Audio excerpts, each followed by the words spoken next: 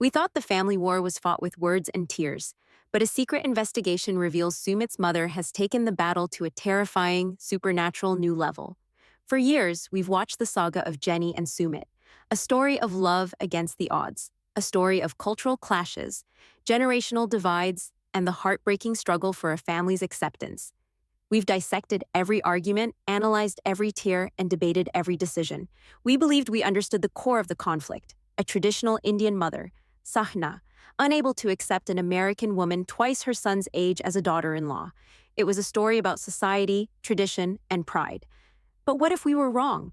What if the story we've been shown on television is just a fraction of the truth, a carefully presented facade hiding a much darker, more primal conflict? What if Sana's fight isn't against a person, but against a perceived evil? If you're ready to uncover the hidden truths the cameras don't show, if you want to understand the secret spiritual war being waged against Jenny Slatten, then you're in the right place. Before we delve into the shocking evidence our investigation has uncovered, do me a favor and hit that like button. Subscribe to the channel and ring the notification bell. You are not going to want to miss a single second of this revelation, because what we have found will change the way you see the entire 90 Day Fiancé universe forever. Let's begin by establishing the foundation of what we thought we knew. The story of Jenny and Sumit is, on its surface, a modern romance that clashes with ancient traditions.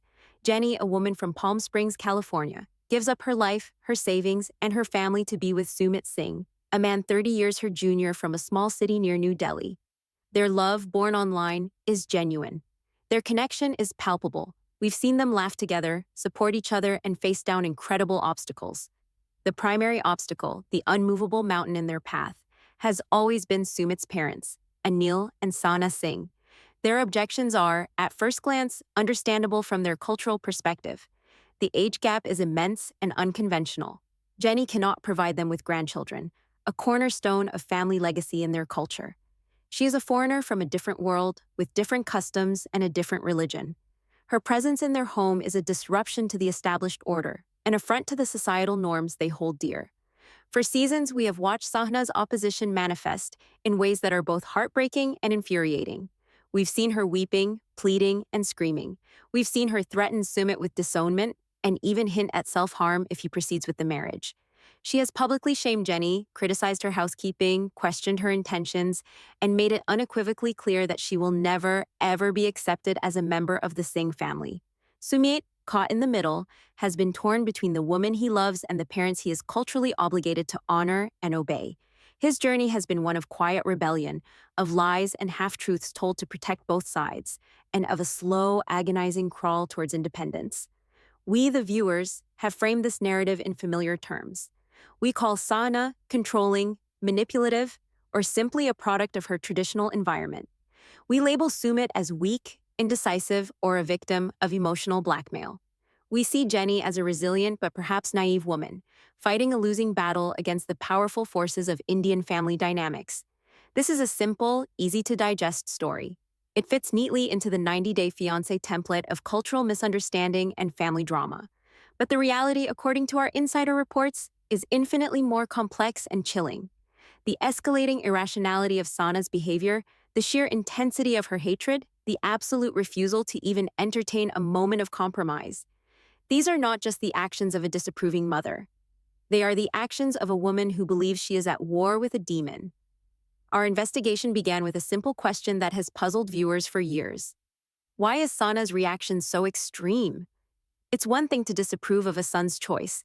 It's another to wage a relentless, multi-year campaign of psychological warfare that threatens to destroy the very family she claims to be protecting. Her actions often seem counterintuitive, pushing her son further away and cementing his bond with Jenny.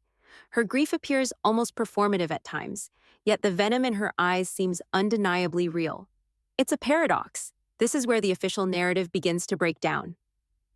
This is where we must look beyond what the cameras show us and into the hidden cultural and spiritual undercurrents that truly drive this conflict. To understand what's really happening, we had to go deeper. We activated a source on the ground in India, an investigator posing as a spiritual seeker, to explore a theory that, until now, has only been whispered about in fan forums and online comment sections. The theory is this: Sahna does not believe that Sumit's love for Jenny is real. She has convinced herself, and likely her husband Anil, that their son is the victim of black magic. In many parts of the world, including deeply traditional pockets of India, the belief in the supernatural is not a fringe idea. It is a fundamental part of the fabric of life. Curses, the evil eye, and spiritual manipulation are considered real and present dangers. When something inexplicable happens, when a person's behavior changes dramatically and illogically, it is often attributed not to psychology, but to a spiritual attack. From Sahna's perspective, her loving, obedient son, a man who was once arranged to be married to a traditional Indian woman, has suddenly become obsessed with an older foreign woman, willing to sacrifice his family, his reputation, and his future for her. To a rational, modern mind, this is called love. To a mind steeped in ancient fears and superstitions, this is the textbook definition of bewitchment. Our investigator, let's call him Rohan to protect his identity, spent weeks navigating the complex world of spiritual gurus and mystics in and around Delhi. He presented himself as a devout follower whose own cousin was acting strangely, having fallen for an unsuitable partner and turned his back on his family. He was looking for a powerful spiritual remedy. After several dead ends, he was directed to a man known in certain circles for his potency in such matters. This man, a tantric, operates from a small, unassuming temple far from the usual tourist trails. A tantric is not a simple priest. They are spiritual practitioners who are believed to wield immense power, capable of both casting and breaking powerful spells. They are often sought out for matters of love, revenge, and protection, the very things at the heart of the Singh family drama. Rohan, equipped with a concealed recording device, secured a consultation.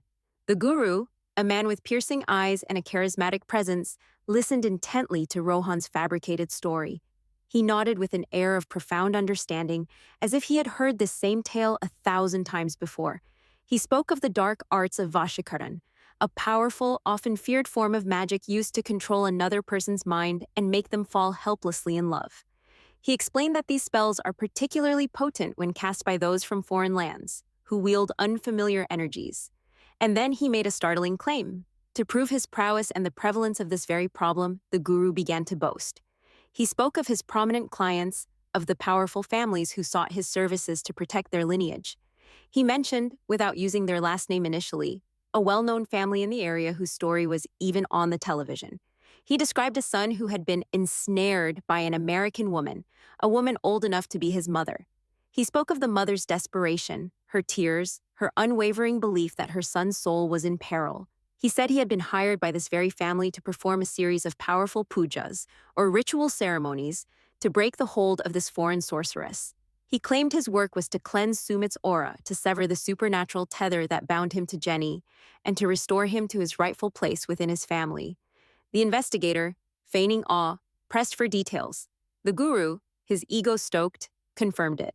He was working for the Singh family. He explicitly stated that Sahna had come to him in a state of spiritual terror, convinced that Jenny had used a love potion, or a dark mantra, to bewitch her son. This secretly recorded confession is the missing piece of the puzzle. It is the key that unlocks the logic behind Sahna's seemingly illogical behavior. If you believe your son is not acting of his own free will, but is instead a puppet controlled by a malevolent supernatural force, then everything changes. Your fight is no longer with your son's fiancée. Your fight is with a witch. Your battle is not for your son's happiness as he defines it, but for his very soul. This framework explains everything. It explains Sahna's absolute refusal to listen to reason. How can you reason with black magic? You cannot have a logical conversation with a curse. Any attempt by Sumit to explain his love for Jenny is, in Sahna's mind, not Sumit talking. It is the demon, the entity, the curse speaking through him. When Jenny tries to be kind, to be accommodating, to win her over, it is seen as a trick, a clever manipulation by the evil spirit to further entrench its power. Let's re-examine key moments from the show through this terrifying new lens. Remember the scene where Sahna and Anil first move in with Sumit and Jenny? Sahna's immediate and obsessive focus was on the state of the kitchen. On the surface, it looked like a classic mother-in-law power play, criticizing Jenny's domestic skills. But in the context of a spiritual war, a kitchen is not just a place to cook. In many traditions, the kitchen is the heart of the home, a sacred space where nourishment is prepared. A dirty or disorganized kitchen can be seen as a sign of spiritual impurity, a place where negative energies can fester and where potions or enchanted foods could be prepared. Sahna wasn't just inspecting for cleanliness, she was searching for evidence of witchcraft. She was looking for strange herbs, powders, or any sign of the tools of Jenny's supposed dark art. Her disgust was not merely about hygiene, it was about spiritual contamination. Consider the constant, unrelenting emotional onslaught. The endless crying, the dramatic fainting spells, the threats of public humiliation. To a Western audience, this looks like emotional manipulation of the highest order. And perhaps it is. But for Sahna, it may be her only available weapon in a supernatural fight. If she believes a demon has her son, she cannot fight it with logic. She must fight it with a force so powerful it might shock her son's spirit back into his own body. She is creating a storm of emotional energy, a vortex of shame, grief, and familial duty, hoping the sheer force of it will be enough to break the spell. Her threats of suicide, the most extreme and disturbing of her tactics, can also be reinterpreted. It's not just a selfish threat to get her own way. In her belief system, it could be seen as the ultimate sacrifice. She is essentially saying, I would rather die and bring shame upon this family than see my son's soul be damned for eternity by this foreign demon. It is a declaration of holy war, where her own life is a bargaining chip with the gods. This theory also explains the family's unwavering unity in their opposition. While Anil is often quieter and more measured than Sahna, he has never truly broken ranks. Sumit's brother, Amit, and his wife have also consistently sided with the parents. This is not just a case of them backing up their mother. If Sahna has successfully framed this as a spiritual attack on the entire family, then it becomes everyone's duty to fight it. A curse on one member is a threat to the entire bloodline. Jenny is no longer just an unsuitable partner for Sumit. She is a spiritual contagion, a threat to the family's prosperity, their health, and their future generations. This elevates the conflict from a simple disagreement to a matter of collective spiritual survival. The involvement of the family astrologer, which has always been a significant part of their story, takes on a new and more sinister meaning as well. We saw the astrologer as a source of guidance, a respected figure offering advice based on celestial alignments. But the line between astrology and other spiritual practices can be very thin. The astrologer was the first person to officially validate Sahna's fears. He told them the marriage would not be blessed, that it would bring unhappiness. Was this purely an astrological reading, or was he also sensing a dark energy around the situation, as described by Sahna? It's highly probable that the astrologer's warnings were interpreted by Sahna as the first concrete proof of a supernatural interference. He gave her the spiritual justification she needed to escalate her campaign. He confirmed her deepest fear, that the forces arrayed against her family were not of this world. And what about Sumit himself? This perspective offers a new and perhaps more compassionate understanding of his perceived weakness. We have criticized him for years for not standing up to his parents, for not defending Jenny more forcefully, for constantly being caught in a web of lies. But imagine the psychological pressure he is under if this theory is true. He is not just dealing with disappointed parents, he is dealing with a mother who looks at him and sees a possessed man. She looks at the woman he loves and sees a soul-stealing succubus. Every declaration of his love is dismissed as the babbling of the entity controlling him. His attempts at rational discussion are met with rituals and prayers. He is being treated like a victim who is too brainwashed to even realize his own predicament. He is being gaslighted on a spiritual level. The fight is not just about gaining their approval for his marriage. It's about proving his own sanity, his own free will, against a tidal wave of superstition that has completely consumed his family. His lies, then, are not necessarily a sign of weakness, but a desperate survival tactic. How can he tell his parents the truth when his truth is considered a symptom of his demonic possession? He is trapped in a Kafkaesque nightmare, where the more he asserts his reality, the more his family believes he is lost to the darkness. This brings us to the horrifying core of the situation. The judgment has been passed, not in a family meeting, but in a spiritual court. Jenny Slatten is not just unliked, she is not just disapproved of. In the mind of Sahna Singh, she is a literal evil entity that has latched onto her son and must be purged. The conflict has moved beyond the realm of social disapproval and into the realm of a holy war. This is why there can be no compromise. You don't compromise with a demon. You don't negotiate with a curse. You exorcise it. You destroy it. The goal is no longer to break up Sumit and Jenny. The goal is to perform a spiritual exorcism on Sumit, to save him from Jenny's clutches. This explains the shift in tactics we've seen over the years. Initially, the arguments were about society and family, But as time has gone on and Sumit has refused to yield, Sana's tactics have become more unhinged, more desperate, because in her mind, the demon's grip is tightening. The guru our investigator spoke to mentioned specific rituals. He talked about cleansing pujas involving fire ceremonies, chanting specific mantras for protection, and creating talismans for Sumit to wear, perhaps without his knowledge, to ward off Jenny's influence. Think about this. While Jenny is trying to win Sahna over with kindness and respect, making tea and trying to follow customs, Sahna is potentially consulting with a tantric about which mantra is most effective at spiritually banishing her from their lives. They are not even in the same reality. Jenny is in a family drama. Sahna is a supernatural thriller. This recontextualization of the entire saga is deeply disturbing. It means that Jenny is not just unsafe emotionally, she could be perceived as a legitimate physical and spiritual threat, which puts her in a position of unimaginable vulnerability. In a world where accusations of witchcraft can still have dire consequences, being branded a sorceress by a prominent local family is a dangerous game. Sana's actions are no longer just the meddling of a mother-in-law. They are the calculated maneuvers of a spiritual warrior who believes she is protecting her bloodline from a literal monster. This explains the cold, dead look in her eyes when she looks at Jenny. She is not seeing a person. She is not seeing a woman who loves her son. She is seeing the face of the enemy, an ancient evil in human form, sent to destroy her family. And it makes the prospect of any peaceful resolution not just unlikely, but utterly impossible. There is no happy ending in a holy war. There is only victory or annihilation. The discovery of this secret spiritual battle changes everything we thought we knew, transforming a reality TV melodrama into a chilling tale of hidden beliefs and supernatural paranoia. The war for Sumit's heart is not being fought in the living room, it is being fought on the astral plane. Let's delve deeper into the mechanics of the spiritual war, because the details provided by our investigator's source are specific and chilling.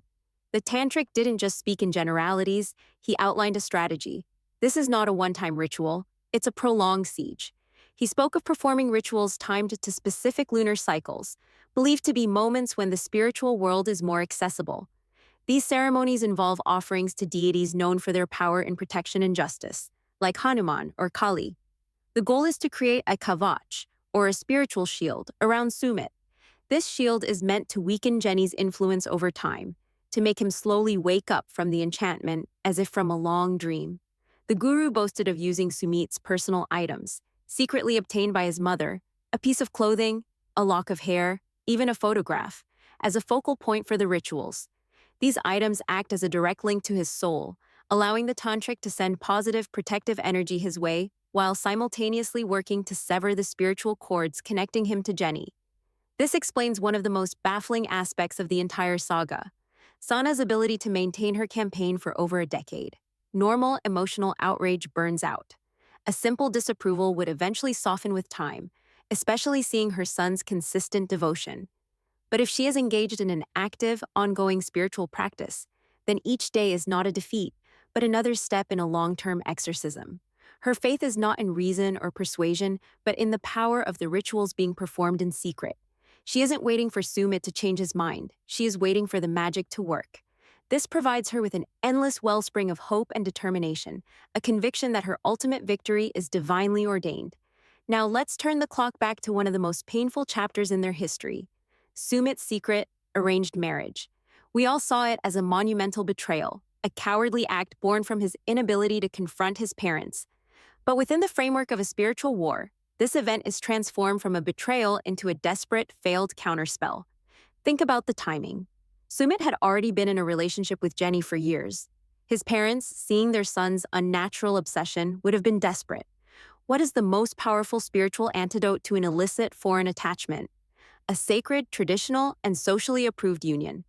The arranged marriage was not just about fulfilling a social duty.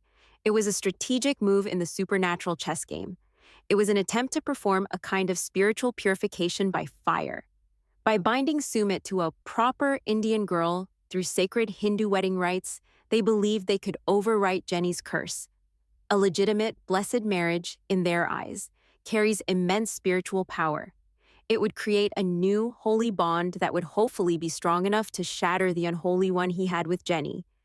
They weren't just trying to get him a wife. They were trying to save his soul by tethering it to a spiritually clean anchor. When Sumit went through with it, Sahna must have believed her prayers were answered, that the exorcism was successful, but the curse, in her mind, was far too strong. Sumit's continued love for Jenny, his misery in the arranged marriage, and his eventual confession was not proof of his true love for Jenny. To Sahna, it was terrifying proof of the sheer power of the American woman's black magic. It had survived even the sacred fire of a Hindu wedding. This would have petrified her. It would have elevated Jenny from a mere practitioner of dark arts to a master sorceress of terrifying ability. This failure would have been the moment Sahna realized that simple social pressure was not enough. She needed to bring in a specialist. She needed a tantric. This is likely when the secret spiritual war escalated from defensive prayers to offensive rituals. And where does Sumit's father, Anil, stand in all of this? He often appears as the more reasonable party, the potential mediator. He has moments of seeming empathy for Jenny and Sumit, but he never, ever breaks rank. This theory provides a chilling explanation for his behavior as well. Analato is a man caught between the modern world and his wife's deep-seated traditional beliefs. He may not be as fervent a believer as Sahna, but he is a man of his culture. He likely sees the evidence through Sahna's eyes, his son's inexplicable behavior, the failure of the arranged marriage, the societal shame. Even if he harbors doubts, what is he to do? To go against his wife would be to go against the spiritual protection she is trying to build around their family. In a world where the evil eye and curses are considered real possibilities, to dismiss such a threat would be reckless. It would be tantamount to leaving the door of your house unlocked in a dangerous neighborhood. So he plays the role of the reluctant soldier. He may not believe in every prayer, but he will not stand in the way of the war effort. His silence is consent. His passivity is his contribution to the fight. He lets Sahna be the general because he is too afraid of the consequences of surrender. This fear of spiritual contamination also explains the behavior of Sumit's brother Amit and his wife. Their coldness toward Jenny, their refusal to engage with her, has always seemed particularly cruel. But if they believe Jenny carries a spiritual stain, a dark aura, then their behavior is one of self-preservation. They are not just being rude, they are quarantining their own family unit from a potential spiritual plague. To welcome Jenny would be to invite the curse into their own home, to potentially endanger their own children. Every interaction is fraught with risk. When they look at Jenny, they don't see their brother's partner. They see a walking Pandora's box of misfortune. Their ostracism is a spiritual firewall. Let's examine the role of money in this narrative.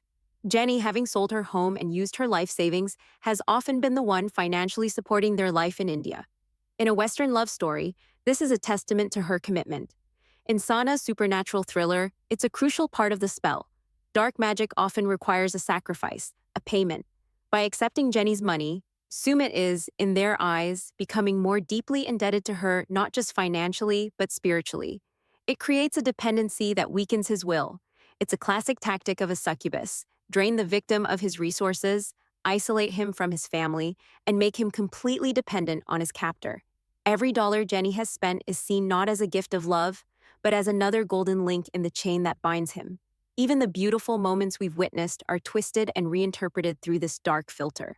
Remember when Jenny tried so hard to learn Indian cooking to impress Sahna? We saw a woman making a genuine effort to bridge a cultural gap. Sahna, however, likely saw a witch attempting to master the art of potion making in her own kitchen. She saw an intruder trying to learn the sacred culinary traditions of the family in order to corrupt them from the inside. Jenny's every attempt to assimilate is viewed not as respect, but as espionage. When Jenny wears a sari, it's not a tribute, it's a disguise, a wolf in sheep's clothing. Her efforts to be the perfect Indian daughter-in-law are perceived as the ultimate mockery, a demon attempting to mimic the form of an angel to further deceive its victim. This entire framework hinges on one central concept, which the title of our report alludes to: the American curse. To Sahna and her community, Jenny is more than just an individual. She is the physical embodiment of a foreign, corrupting influence. She represents everything that traditional Indian culture fears about the West: radical individualism, a lack of respect for elders, sexual freedom, and the breakdown of the family unit. The love between Jenny and Sumit is seen as a symptom of this larger cultural disease. It's a sickness of Western ideas that has infected her son's mind. Therefore, fighting Jenny is not just about saving Sumit, it's about defending their entire way of life. It's a battle to protect the sanctity of Indian tradition against a seductive and dangerous foreign ideology. Jenny is the Trojan horse, and her love for Sumit is the army hidden inside, waiting to destroy their family's values from within. Imagine the psychological prison this creates for Jenny and Sumit. They are in a fight where they don't even understand the rules of engagement. Jenny feels the unrelenting hatred and disapproval, but she attributes it to the age gap and cultural differences. She believes if she is just patient enough, kind enough, and respectful enough, she can eventually win them over. She has no idea that in their eyes, her kindness is a form of manipulation and her respect is a deceptive illusion. She is trying to solve a math problem while Sahna is trying to perform an exorcism. They are operating in completely different dimensions of reality. Sumit is in an even more tragic position. He is the rope in a spiritual tug of war. On one side, he has Jenny, the woman he loves, who represents his future and his personal happiness. On the other hand, he has his family, who he also loves, but who see his happiness as a symptom of demonic possession. He is constantly being told that his own feelings are not real, that his own mind has been hijacked. It is the ultimate form of psychological abuse, wrapped in the language of love and concern. His exhaustion, his tears, his occasional moments of seeming to give in to his parents' demands, they are the actions of a man who is being spiritually and psychologically flayed alive. This brings us to the final crucial question. Is this all real? Does Sahna truly, genuinely believe that her son is the victim of an American witch's black magic? Or is this the most brilliant diabolical manipulation tactic we have ever witnessed on reality television? Let's consider the alternative. Perhaps Sahna is not a superstitious woman caught in the grip of ancient fears. Perhaps she is a cunning strategist who understands her culture perfectly. Perhaps she knows that in her world, a simple, "I don't like her," is not a powerful enough reason to break a bond as strong as Sumit and Jenny's. It can be argued, debated, and eventually overcome. But an accusation of black magic, that is a trump card. It is an undebatable, unprovable, and terrifying accusation that immediately shifts the dynamic. It allows her to recruit the entire family to her cause, not out of mere loyalty, but out of fear. It justifies any action she takes, no matter how cruel, because she is not acting out of personal dislike. She is acting as a protector of the family's spiritual well-being. It is a way to frame her disapproval in terms that her community, and perhaps even her son on some deep, subconscious level, is conditioned to fear and respect. It turns a personal preference into a holy crusade. If this is a tactic, then Sahna is not just a concerned mother. She is a Machiavellian genius, using the most potent cultural weapons at her disposal to win a war of wills. She is weaponizing her own culture's deepest fears to get what she wants. So, which is it? Is she a terrified mother fighting a supernatural evil she genuinely believes in? Or is she a masterful manipulator using the occult as a tool of emotional blackmail? The evidence our investigation has uncovered points towards a genuine, deeply held belief. The secret consultations with a tantric are not the actions of someone who is merely pretending. They are the desperate measures of a true believer. But the line between genuine belief and self-serving justification can be perilously thin. Perhaps the truth is a terrifying mixture of both. Perhaps she started with simple disapproval, and over the years, as her son refused to bend to her will, she rationalized his defiance by convincing herself that a supernatural force must be at play. Her belief in the curse allows her to maintain her position without ever having to confront the possibility that her son's love for Jenny is real, and that she is simply, tragically, wrong. When reason fails, superstition takes over. This is a dark and dangerous turn in an already heartbreaking story. What we are witnessing is not just a family feud, it is a clash of worldviews, a collision between the modern world and ancient fears. The battle for Sumit and Jenny's future is not just about a marriage certificate. It's about whose reality will prevail, the reality of love, choice, and free will, or the reality of curses, demons, and black magic. Share this video to shine a light on these hidden beliefs that drive so much of the conflict we see on our screens. The conversation needs to change. We need to look deeper. The question I leave you with is this. Do you think Sahna truly believes this, or is it the ultimate manipulation tactic? Let me know your theories in the comments below.